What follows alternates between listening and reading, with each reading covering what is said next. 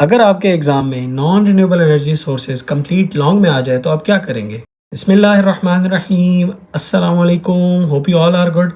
हम पढ़ रहे थे फिज़िक्स का चैप्टर वर्क एंड एनर्जी और आज की वीडियो में हम डिटेल में डिस्कस करेंगे मेजर एनर्जी सोर्सेज, जिसमें नॉन रिन्यूएबल एनर्जी और रिन्यूएबल एनर्जी सोर्सेज का डिफरेंस देखेंगे और नॉन रिन्यूएबल एनर्जी सोर्सेज की दोनों टाइप्स कम्प्लीटली कवर करेंगे। कॉन्सेप्ट और एग्ज़ाम के पॉइंट ऑफ व्यू से ये दोनों ही टॉपिक्स बहुत ही इंपॉर्टेंट होंगे। मैंने इस लेक्चर को स्पेशली शॉर्ट क्वेश्चंस और एक कंप्लीट लॉन्ग के हिसाब से डिज़ाइन किया है, तो वीडियो को कम्प्लीटली देखिएगा ताकि आपके शॉर्ट्स और आपके लॉन्ग कम्प्लीटली कवर हो जाए। चलिए स्टार्ट करते हैं। सबसे पहले हम देखते हैं सस्टेनेबल एनर्जी सोर्सेज क्या होते हैं। सस्टेनेबल एनर्जी रिसोर्स के एक, ये डिमिनिश नहीं करता विद टाइम, दूसरा ये अर्थ के बायोस्फीयर को हार्म नहीं करता। अब स्टार्ट करते हैं हम अपना main topic, non renewable energy resources और renewable energy resources.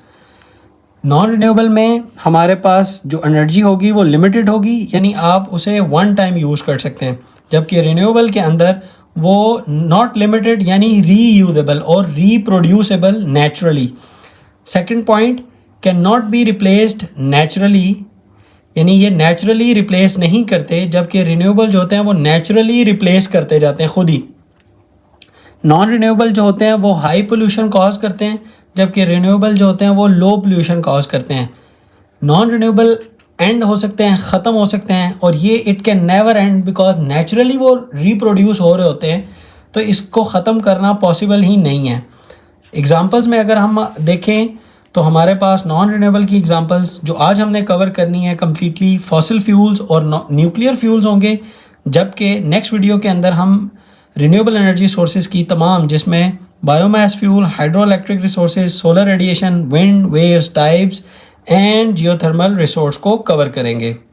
Fossil fuels are the remains of the million years old plants या फिर remains of the aquatic animals, यानी कि केमिस्ट का ये मानना है कि बहुत साल कबल ये जो ओल्ड प्लांट्स थे, पुराने प्लांट्स, ये ज़मीन के अंदर दब गए under high pressure and temperature, उसने इन्हें कन्वर्ट कर दिया कोल के अंदर, जबकि एक्वेटिक एनिमल्स को कन्वर्ट कर दिया क्रूड ऑयल और नेचुरल गैस के अंदर। ठीक है, ये याद रखिएगा। ये कैसे बने, यानी फॉसिल फ्यूल्स कहाँ से आए?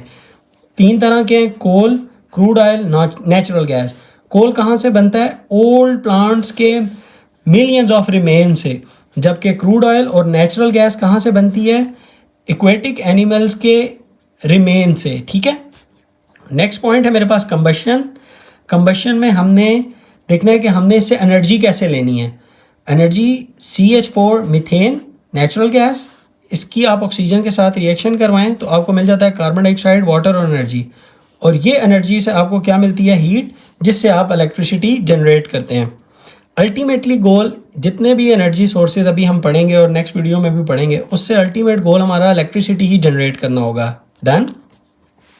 टाइप्स में अगर हम आ जाएं तो कोल है, क्रूड ऑयल है और नेचुरल गैस। कोल मोस्ट अबंडेंट हमारे पास होता है। रिजर्व्स अगर हम देखें तो 1 मिलियन मीट्रिक टन्स के रिजर्व्स होते हैं हमारे पास कोल के। नेचुरल गैस की ट्रांसपोर्टेशन ईजी है, जबकि क्रूड ऑयल जो है हमारे पास वो फ्रैक्शनल डिस्टिलेशन से हम उसको अलग अलग कर लेते हैं। अब हम क्रूड ऑयल की फ्रैक्शनल डिस्टिलेशन देख लेते हैं कि कैसे हम क्रूड ऑयल के अंदर से उसके डिफरेंट फ्रैक्शंस को अलग अलग करते हैं।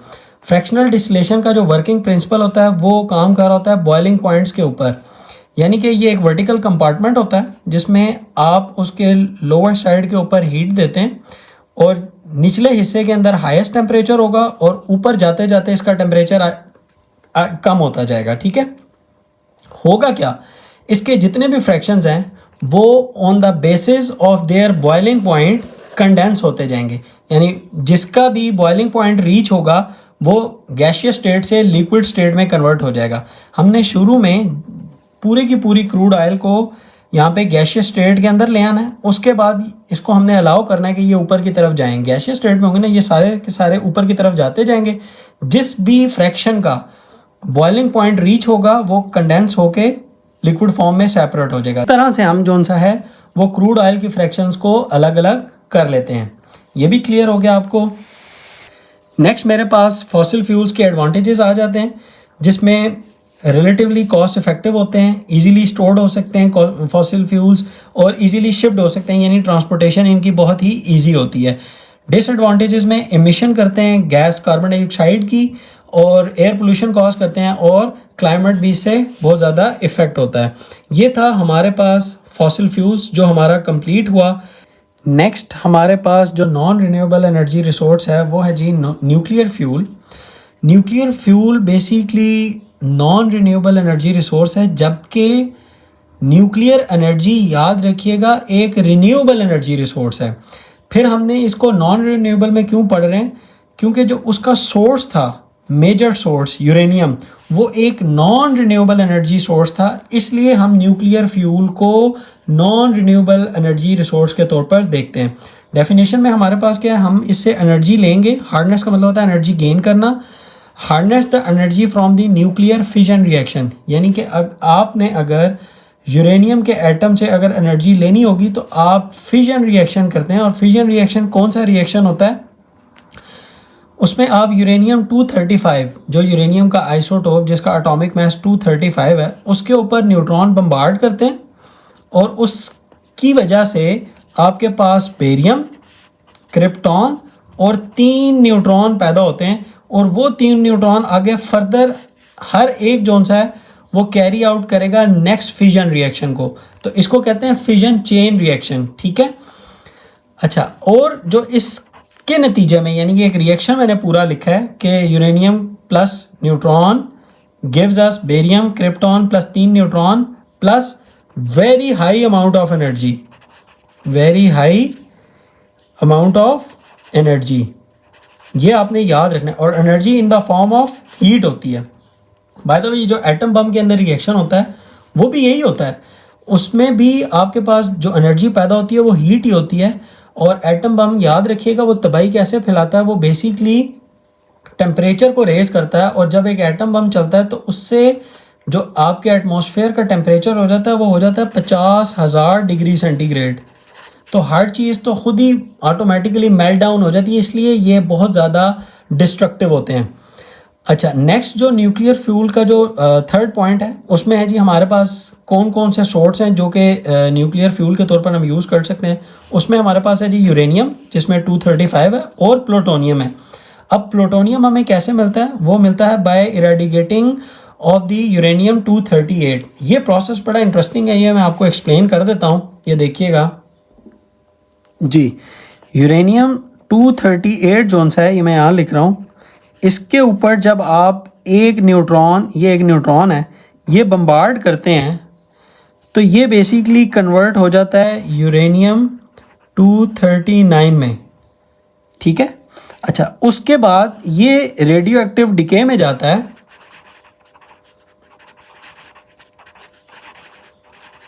और रेडियो एक्टिव डिके होने की वजह से ये कन्वर्ट हो जाता है नेप्टोनियम में। ठीक है, और नेप्टोनियम जोन सा है वो फर्दर रेडियो एक्टिव डिके होके प्लूटोनियम बनता है।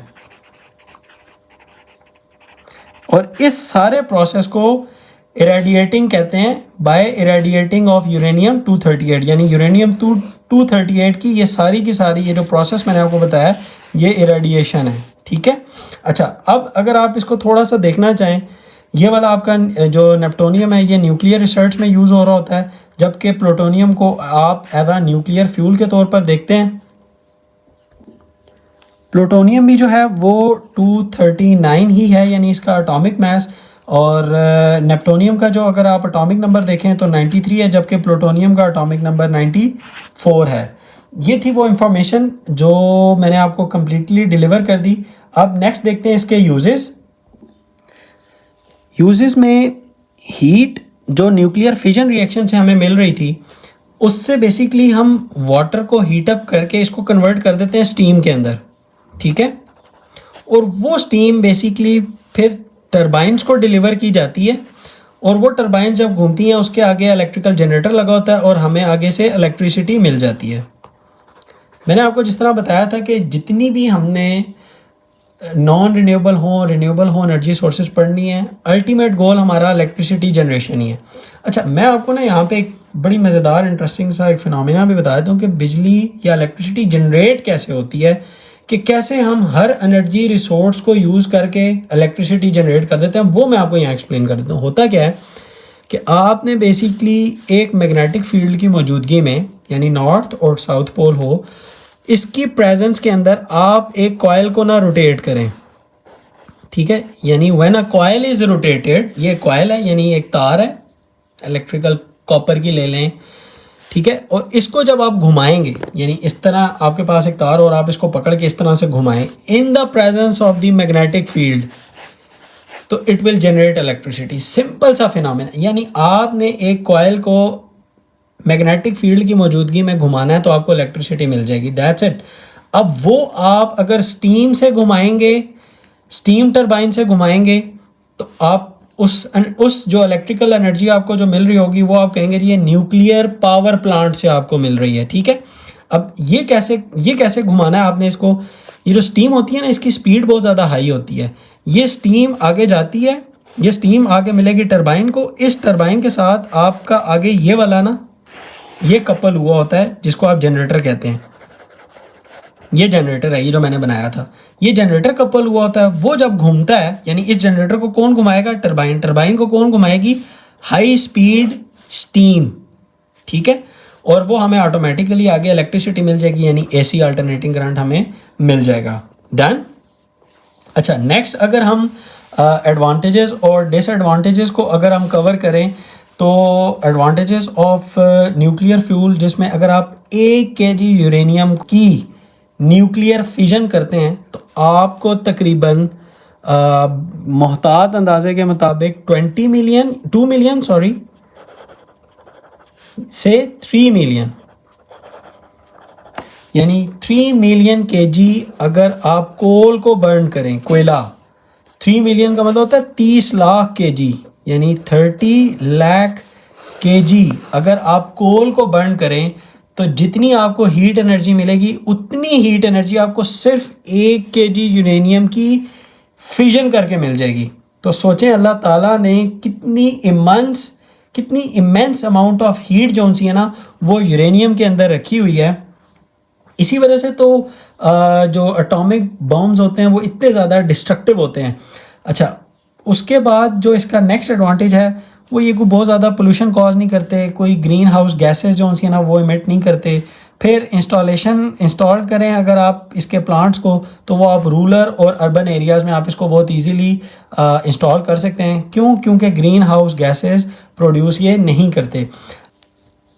डिसएडवांटेजेस में हमारे पास बेसिकली कॉम्प्लिकेटेड प्रोसेस होता है, यानी इसको कंट्रोल करना बहुत मुश्किल होता है। आप देखिए, मैंने आपको बताया था कि जब यूरेनियम 235 के ऊपर आप एक न्यूट्रॉन बम्बार्ड करते हैं तो आपको वो 3 न्यूट्रॉन आगे फर्दर देता है प्लस एनर्जी। वो 3 न्यूट्रॉन आगे फिर हर एक आगे जो है वो यूरेनियम 235 को जब फिशन करेगा उसकी, तो हर एक से फिर 3 निकलेंगे इस तरह।